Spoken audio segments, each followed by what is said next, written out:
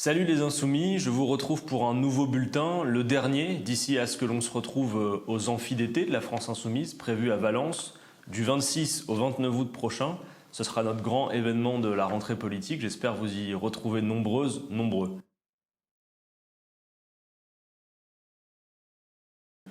Alors pour commencer ce bulletin, d'abord un petit retour sur les élections régionales et départementales, puisqu'elles sont désormais derrière nous, et que l'on peut se satisfaire du fait que la France Insoumise, qui était jusqu'alors représentée dans seulement 2 régions, le sera désormais dans 7, avec de beaux groupes de conseillers régionaux, de combat, à l'image des parlementaires de la France Insoumise, qui feront rentrer la voix du peuple dans ces assemblées feutrées des conseils régionaux.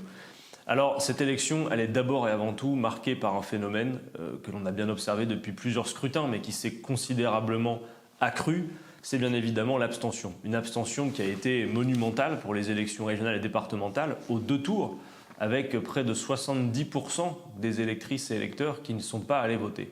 Alors, on peut raconter ce qu'on veut sur le mode de scrutin, la manière de voter. Évidemment, le gouvernement porte une très lourde responsabilité dans l'accroissement de cette abstention avec l'incapacité qu'il a eue à distribuer correctement la propagande électorale. Vous l'avez vu, avec cette privatisation de cette mission qui consiste à envoyer partout les plis électoraux avec les professions de foi et les bulletins de vote, éléments qui sont souvent les seuls qui permettent d'informer les citoyennes, les citoyens de la présence d'une élection et de l'offre politique en présence. Eh bien, ils n'ont pas été capables de le faire correctement. Vous aviez tantôt des gens qui ne recevaient absolument rien, tantôt des gens qui ont reçu une élection sur les 2, parfois des enveloppes incomplètes avec des professions de foi manquantes, parfois carrément même des enveloppes qui ne correspondaient pas au canton des personnes qui les avaient reçues. Bref, un fiasco considérable. Et c'est aux dirigeants d'Adrexo et au gouvernement que nous en voulons, pas à celles et ceux qui, souvent intérimaires, payés au lance-pierre, ont dû distribuer dans des délais absolument incroyables cette propagande électorale alors qu'ils étaient sous-dotés. Ce sont souvent, oui, des intérimaires qui, dans les entrepôts d'Adrexo, viennent récupérer le matériel électoral. Et on a vu ce que produisaient ces effets de cadence incroyables, c'est qu'on a retrouvé des plis électoraux partout où ils ne devaient pas être. Par exemple dans les poubelles, sur le bas-côté de la chaussée, parfois même, ça a été le cas en Bourgogne-Franche-Comté, brûlés dans la forêt. Et alors on nous dit, mais les taux de distribution sont très bons. On peut considérer qu'a priori, Adrexo considère que quand un colis sort de son entrepôt, il a été livré. Peut-être considère-t-il que, par exemple, quand dans un immeuble, toutes les professions de foi, tous les plis ont été mis dans une boîte aux lettres pour tout l'immeuble, c'est de la distribution. Non, bien sûr, ça ne l'est pas. Alors nous avions lancé l'alerte en disant que cette privatisation, en quelque sorte, venait aggraver la déliquescence de la démocratie et aggraver l'abstention. Et depuis, vous avez vu que Gérald Darmanin a annoncé que, sans doute, pour les prochaines élections, qui devaient être également gérées par Adrexo pour la distribution du matériel électoral, on pense là à 2022, aux présidentielles législatives, eh bien, sans doute, cela reviendra dans le giron de l'État et distribué par la Poste. Ce que non seulement on espère, mais ce qu'en plus on surveillera, parce qu'on ne veut pas que ce soit ce genre d'entreprise qui continue à finalement prendre en otage la démocratie avec cette logique de rentabilité. Notez par exemple que le PDG d'Adrexo, c'est celui qui avait déclaré en son temps qu'avec ces tâches que les salariés avaient de distribution du courrier, eh bien finalement c'était un boulot assez physique et qu'il espérait sans doute que ça leur faisait du bien et que peut-être grâce à cela, ils économisaient un abonnement à la salle de sport. Vous imaginez un peu le cynisme de ces gens-là. Donc on ne peut pas tolérer que ce soit ce type de personnage et d'entreprise qui ait à distribuer le matériel essentiel, le matériel électoral au moment des élections. Mais évidemment, l'abstention n'est pas le fruit de simplement la mauvaise distribution du courrier électoral. Non. L'abstention est un message politique fort et on le vérifie d'autant plus qu'il n'y a pas eu de sursaut démocratique, comme certains l'appelaient de leur vœu, dans l'entre-deux tours. Malgré tout le tapage qu'il y a eu sur l'abstention considérable au premier, on n'a pas vu que les gens sortent davantage chez eux au second. Pourquoi ? Il y a plusieurs raisons à cela. D'abord, bien sûr, sans doute, le fait qu'on comprenne assez mal finalement à quoi servent les régions, les départements. Et d'ailleurs, il ne faut pas dire que le gouvernement ait fait beaucoup d'efforts pour permettre à chacun de comprendre en quoi cela allait changer dans leur quotidien. Parce que oui, les départements et les régions ont des compétences qui permettent de changer la vie des gens. On pense par exemple au transport, à la formation, bref, il y a beaucoup de choses. Et puis surtout, au-delà de la question des régions et des départements, c'est la tendance plus globale d'une masse toujours plus considérable du peuple à dire « faites sans nous ». Faites sans nous parce qu'en effet, je n'ai pas l'impression que la politique réponde à mes aspirations quotidiennes, à ce qu'est véritablement mon quotidien. Ou alors j'y ai cru, j'ai voté et puis on s'est senti trahi comme par exemple quand un candidat nous avait expliqué que son ennemi était la finance, et puis qu'une fois au pouvoir, il est passé sous la table et a fait tout l'inverse. Comme par exemple le fait qu'en 2005, le peuple français se soit passionné pour une élection assez technique, le référendum, vous vous en souvenez, de 2005 sur le traité européen, et que les Français avaient voté non, et que derrière, malgré ce vote non, eh bien, a été appliqué tout de même le oui. Tout ça participe d'une rupture qui fait qu'à un moment donné, le peuple n'en peut plus et dit « tout cela ne me concerne plus ». Et pour nous, à la France Insoumise, c'est la tâche la plus importante, car on ne peut pas s'accommoder d'élections qui se succèdent sans le peuple. Parce qu'on a sous les yeux une forme de suffrage censitaire, où ce sont maintenant toujours les mêmes, toujours moins, qui participent. Et comme nous n'avons pas, comme nous pourrions le souhaiter d'ailleurs, un seuil, un quorum à partir duquel on peut considérer une élection comme valide, eh bien même à quelques-uns, même si plus qu'une poignée va voter, eh bien à une poignée, ils font le résultat pour tous, qui s'applique pour tous. D'où l'importance de dire il faut retourner aux urnes. Mais il ne s'agit pas simplement d'en faire l'injonction. Il faut convaincre les gens sur le fond, sur le programme, sur les idées, que la politique, oui, si on le décide, si nous ne sommes pas simplement spectateurs des sondages et tout le reste, peut changer la vie à la condition qu'on se déplace pour voter. Ce travail qui consiste à faire revenir les dégoûtés, il faut les appeler ainsi parce que c'est le cas, de la politique aux urnes, c'est un travail que la France Insoumise emploie et emploie d'ailleurs bien seule, à l'heure où, y compris à gauche, d'aucuns ont théorisé le fait que, de toute façon, les quartiers populaires, à quoi bon y aller? Les gens ne votent plus. Et donc on se concentre sur les endroits où les gens votent. Eh bien non, nous on veut faire aussi tout l'inverse, c'est-à-dire aller expliquer là où on n'y croit plus que si on y va, on peut faire la différence. Voilà la tâche essentielle qui nous incombe d'ailleurs pour les prochains mois dans la séquence qui vient. Donc ces élections régionales et départementales sont maintenant derrière nous. Elles nous ont permis certains résultats dont on peut se satisfaire, je l'ai dit, malgré ce contexte, parce que dans ces conseils régionaux, il y aura maintenant la voix des insoumis et ça compte, comme ça a compté lorsque les insoumis sont arrivés à l'Assemblée nationale ou au Parlement européen. Alors ces élections régionales et départementales derrière nous, maintenant, l'horizon est dégagé sur la grande bataille, celle qui pour le coup, on le sait, permet de tout changer et le peuple français en est bien conscient. C'est l'élection présidentielle qui aura lieu dans maintenant 9 mois. Alors, on a fait beaucoup de choses ces derniers mois, depuis le lancement de la campagne. Vous vous en souvenez, ça fait déjà 8 mois de campagne avec Jean-Luc Mélenchon et le lancement de la première phase de campagne avec le site internet noussommepour.fr qui établissait un certain nombre des mots d'ordre pour lesquels nous voulons nous mettre en mouvement et qui collectait les parrainages citoyens pour la candidature de Jean-Luc Mélenchon. Et maintenant, c'est le temps d'ouvrir une nouvelle phase parce qu'en effet, nous avons fait beaucoup pour y compris faire en sorte que le jeu politique et les partenaires en présence puissent éventuellement faire un pas vers nous, qu'on puisse au moins travailler ensemble. Souvent, on nous parle de l'union de la gauche comme de la seule solution pour permettre de convaincre une majorité. On nous en a beaucoup parlé. Vous remarquerez d'ailleurs que généralement, ceux qui en parlent le plus correspondent aussi, disons, à une sociologie. Ce sont d'abord les militants politiques, les plus informés, qui s'intéressent à cette question de l'union ou pas l'union. Mais il est assez rare de voir dans les quartiers populaires, où là on est le plus éloigné du vote, les gens nous parler de l'union de la gauche. D'ailleurs, là où l'union de la gauche a eu lieu au régional et au départemental, je pense par exemple dans les Hauts-de-France, où nous avions réussi à faire un rassemblement très large, qui était aussi une manière de tester cette union de la gauche large. On n'a pas vu que les gens sautent d'enthousiasme ou provoquent une quelconque dynamique pour cette liste d'union de la gauche. Pourtant, la France Insoumise, je l'ai dit, et Jean-Luc Mélenchon ont fait beaucoup ces derniers mois et même ces dernières années. Rappelez-vous, je crois que c'était en avril 2019, Jean-Luc Mélenchon à la une de Libération qui propose la Fédération populaire pour que des syndicats, des associations, des partis politiques puissent se retrouver autour de causes communes et converger vers un programme.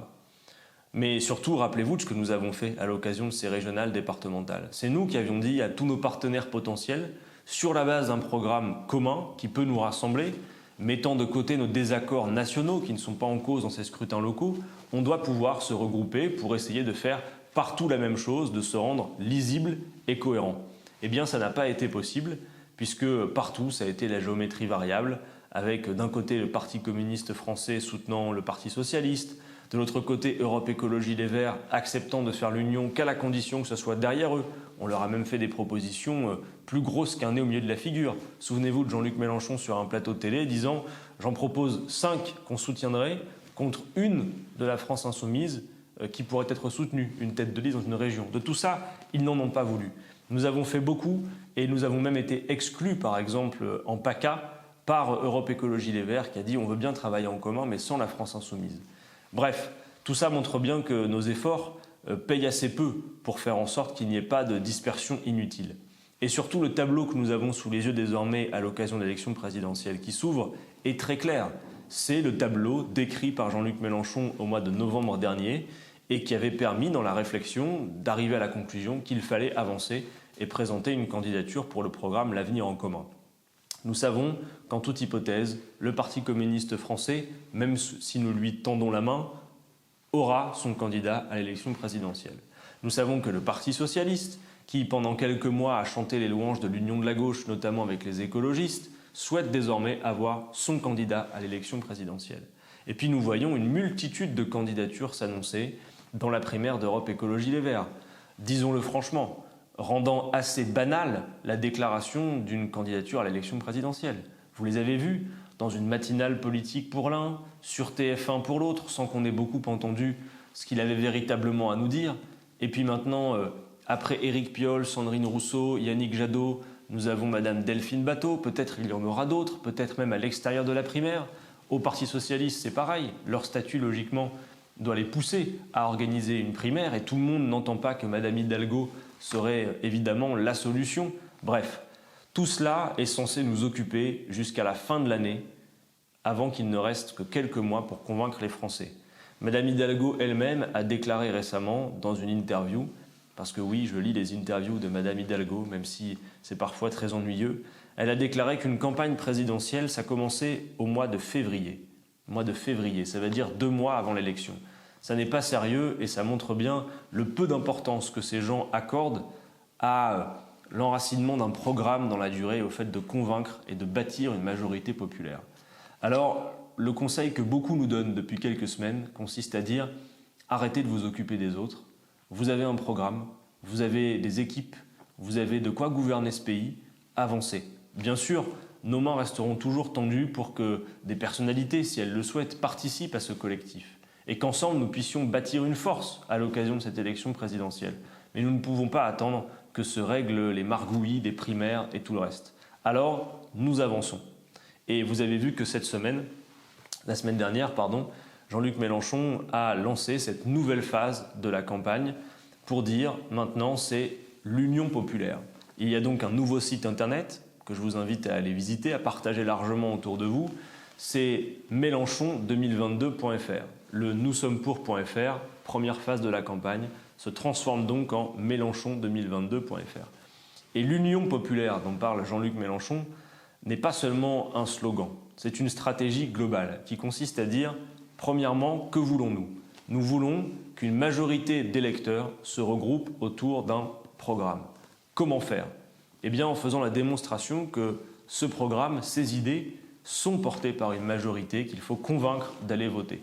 Si vous voulez quelques exemples, nous avons dans ce tract de campagne, le premier, de la phase Union populaire, que vous pouvez d'ailleurs déjà commander avec l'affiche qui est avec. À l'arrière, vous allez voir une illustration de ce que nous disons avec Jean-Luc Mélenchon depuis quelques semaines. Parce que quand on prend les propositions les plus structurantes du programme L'Avenir en commun, on voit qu'une majorité de Français, quand on ne leur demande pas de savoir s'ils aiment la couleur de la cravate de Jean-Luc Mélenchon, sa manière de parler, mais qu'on demande « êtes-vous d'accord avec telle ou telle mesure ?», eh bien, une grande majorité sont d'accord. Par exemple, pour ne pas toutes les citer, on sait que 9 Français sur 10 déclarent être pour l'augmentation du SMIC, comme c'est proposé dans le programme L'Avenir en commun, mais également pour la garantie de l'emploi, pour conditionner les aides publiques à des contreparties sociales et écologiques, pour créer un pôle public du médicament, interdire le glyphosate, 9 Français sur 10, donc une large majorité. Si ça ne suffit pas, 8 Français sur 10 sont par exemple pour le rétablissement de l'ISF, tel que nous le proposons dans l'Avenir en commun. Taxer les profiteurs de crise, plafonner les frais bancaires, la reconnaissance du burn-out comme maladie professionnelle, interdire les publicités pour les produits polluants, mais encore 7 sur 10 pour la retraite à 60 ans, à l'heure où vous voyez qu'Emmanuel Macron envisage de faire revenir par la fenêtre cette réforme des retraites qui avait été repoussée grâce à la mobilisation. 7 Français sur 10 également pour le référendum d'initiative citoyenne ou la sortie du nucléaire. Et enfin, 6 Français sur 10 pour la 6e République qu'il faut faire advenir, la semaine de 4 jours ou le RSA jeune. Bref, il y en a encore beaucoup d'autres. Je pourrais être beaucoup trop long, mais beaucoup de ces propositions sont donc majoritaires.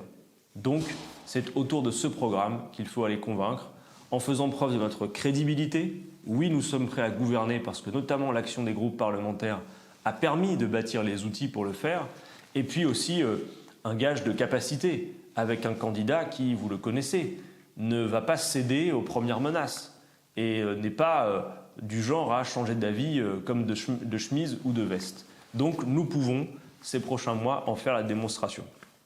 Alors pour cela, il n'y a pas 36 solutions, il faut passer à l'action. Et donc je termine ce bulletin en vous donnant quelques petits objectifs et quelques retours sur ce qui a déjà été fait par vous toutes et tous ces dernières semaines. Depuis la dernière fois que je me suis adressé à vous par le biais de ce bulletin, c'était à la fin du mois de mai, 2122 événements ont été déclarés par les personnes qui soutiennent Jean-Luc Mélenchon à la présidentielle sur la plateforme Action Populaire.